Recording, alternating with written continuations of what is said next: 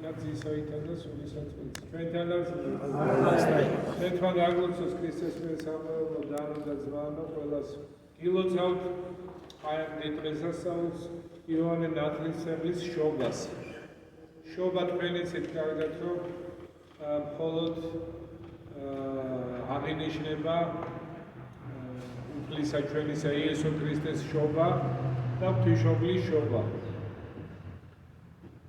და აი ღვთისმშობლის მერე მოდის იოანე ნათლისმცემელი.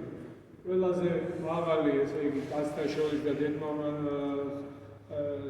გაჩენილი ადამიანთა შორის არის ყველაზე მაღლა მდგომი იოანე ნათლისმცემელი ღვთისმშობლის შემდეგ.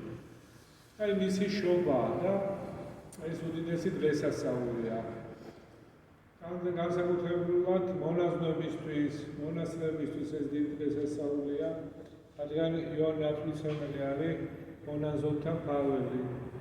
პირველი მონაზონია ფაქტიურად, პირველი არა ახალ აღთქმაში, ესე ვთქვათ, პარალელითია მონაზნობისა და სინანულის ქადაგებელია.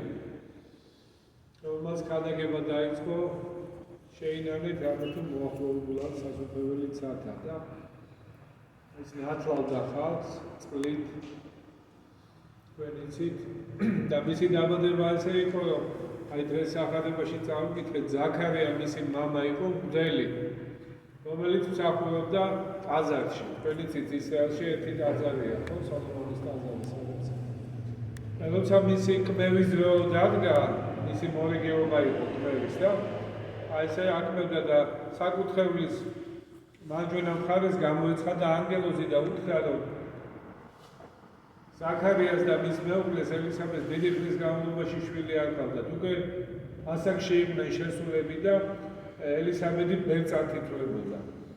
და უკვე არანაირი იმედი არ ჰქონდათ, რომ შვილი მიეცემოდათ, მაგრამ მაინც გულით უნდოდათ, ხო? მთელი ლოცულობდნენ და ითხოვდნენ ამას და აი ანგელოზი გამოეცხადა და უთხრა რომ შენ გეყოლება შვილი და არქმევ იოანეს და იქნება დიდი ღვთის წინაშე. და მან ესეთი პასუხი გასცა რომ როგორ მომეცემა მე შვილი ეჭვი შეეპარა აი ამ გამოცხადებაში და ენა ჩაუვარდა. აი ანგელოზა ენა ჩაუვარდა და ამის შემდეგ ხმა არ ამოუღია და ხალხი ელოდება ესე იგი შესულია მღვდელი და კარგი ხნის განმავლობაში არ გამოდის და ყველა მიხვდა რომ რაღაც გამოცხადება იყო და ყველა ელოდებოდა და რომ გამოვიდა ვეღარ ლაპარაკობდა. და მართლაც რამოდენიმე ხანში ესე იგი დაუცულდა ელისაბედი და 5 თვის განმავლობაში მალავდა ამ თავის ოცულობას რომ წვენოდა ესეთ ასაკში როგორც ხალხის წვენოდა ესე იგი. და სანამ ეს გამოცხადა როცა ღვთისმშობელი ჩავიდა უკვე 5 თვის 6 თვის ოცულად იყო ღვთისმშობელმა მოინახულა და აი მარტის შეხვედრა მოხდა. ორივე ესე იგი ოცულად იყო.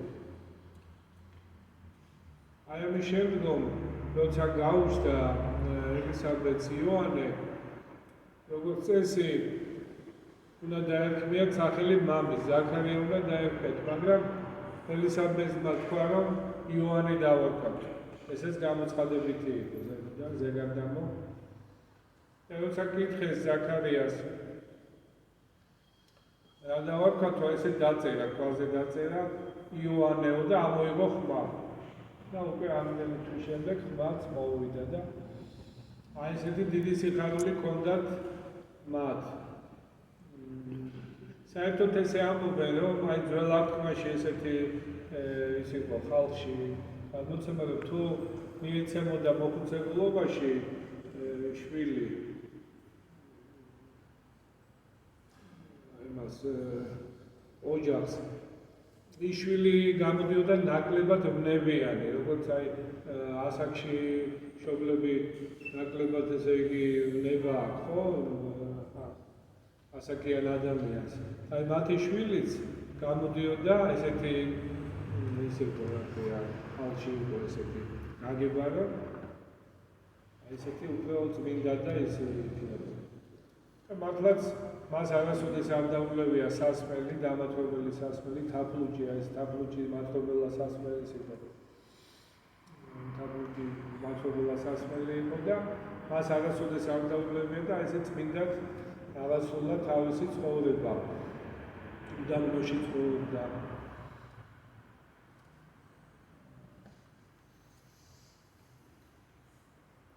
პირველ რიგში არის სინანულის მასწავლებელი. ჩვენ ვთხოვოთ, რომ სინანული მოგვცეს. რაც ყველაზე დიდია ჩვენთვის დღევანდელ დღეს, დღევანდელი ადამიანისთვის სინანული რა. იმიტომ რომ ეს ძალიან ძნელია ცხოვრება წმინდად.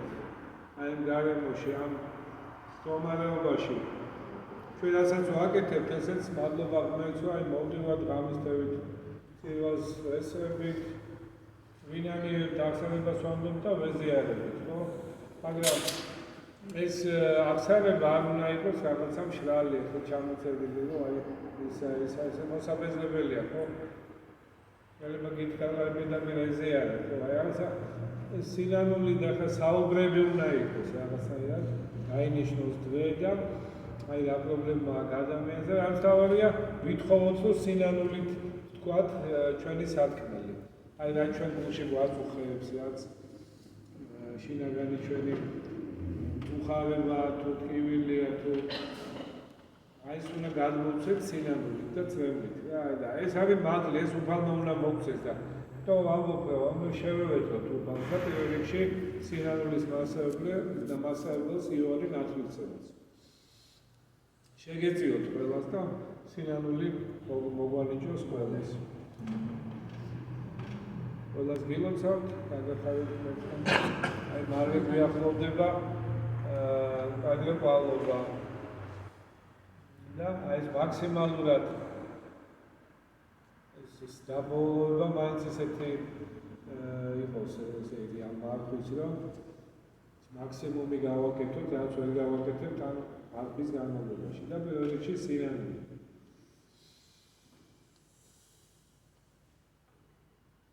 აი სიცარიელეს ადამიანი ხანდახან ძალიან ხშირად გზნობს, ხო? ეკლესიიდან წავა, სამშენებლო კელერზე. სიცარიელეს გზნობს, ვერაფერს ვერ აკეთებს, მოწყენაში.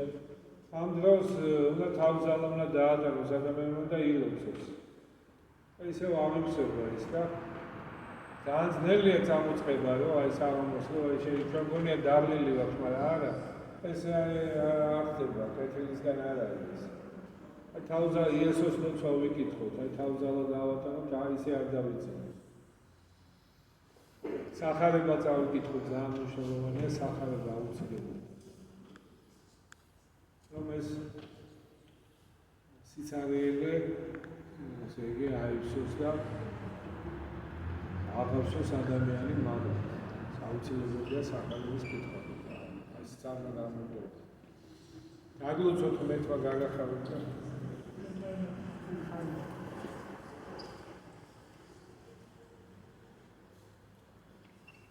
მეტყვა მადლი მოგანიჭოთ სახელითა მამისაითა და ძისაითა და სული სამწყებისაითა. ამინ.